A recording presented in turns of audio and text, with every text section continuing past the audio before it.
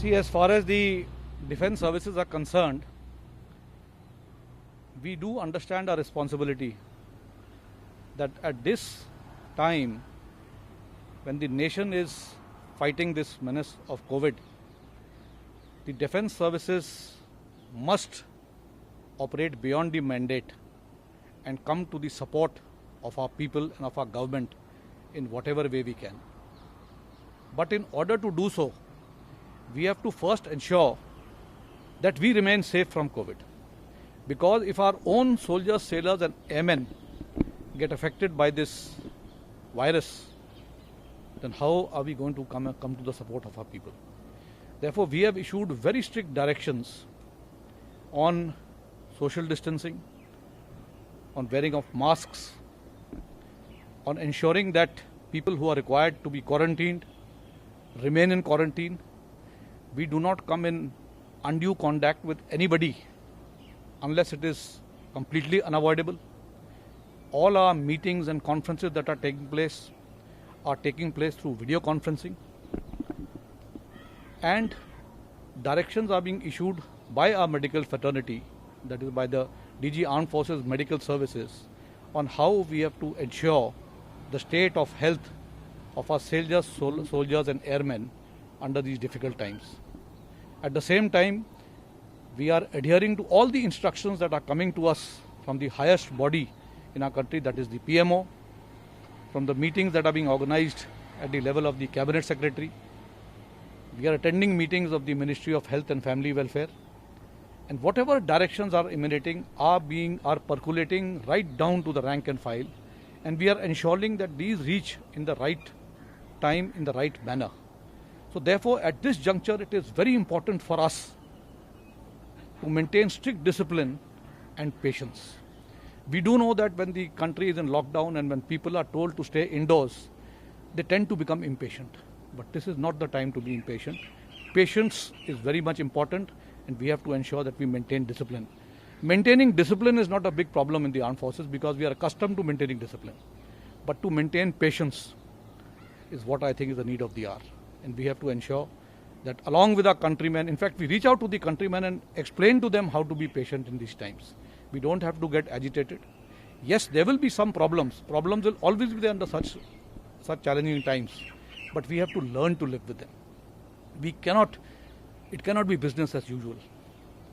This is the time when certain directions have been issued, which we have to adhere to if we want to fight the menace of COVID. And I think our nation has done well.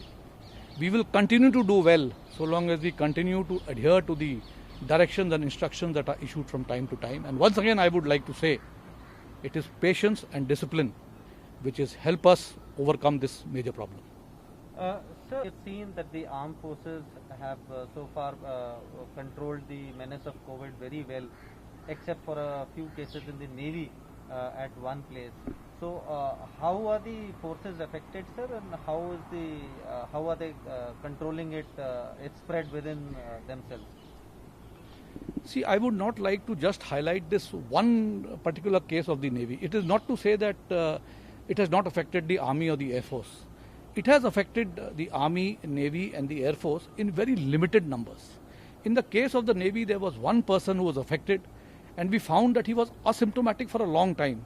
And therefore, he kept associating with his other fellow sailors, and that is how gradually it spread. But the moment it was detected, the Navy has been very quick to react and has ensured that the spread does not take place any further.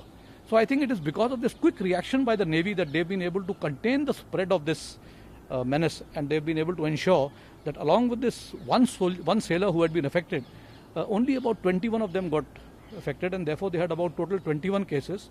But then there were some more individual cases whom they put them all together. So in one particular area, they had 26 cases. And I think the fact that they have been able to prevent this spread, I think the credit does go to the people who have ensured that necessary directions were issued and they were prompt in action. And once again, I would say it is discipline and patience which has helped us in preventing the spread of COVID. The Army and Air Force have also done well, sir, in controlling. Yes, wherever we've had such cases, we have immediately quarantined the people. We have put them either in home quarantine along with their families. And let me tell you that the spread has not happened again because of the manner in which we are monitoring these people, the manner in which we have ensured that they do not break the lockdown, they do not come out of their houses. And I will be happy to inform you that all our people have now downloaded the Arogya app. And therefore, should any one of our people get affected, we will be able to pick that up very soon, and we will be able to ensure that the spread does not happen in a very big way. Sir, we have seen this during the times of COVID to meet the requirements of ventilators, PPEs, masks. Do you think, sir, this has a lesson for all of us in the armed forces also?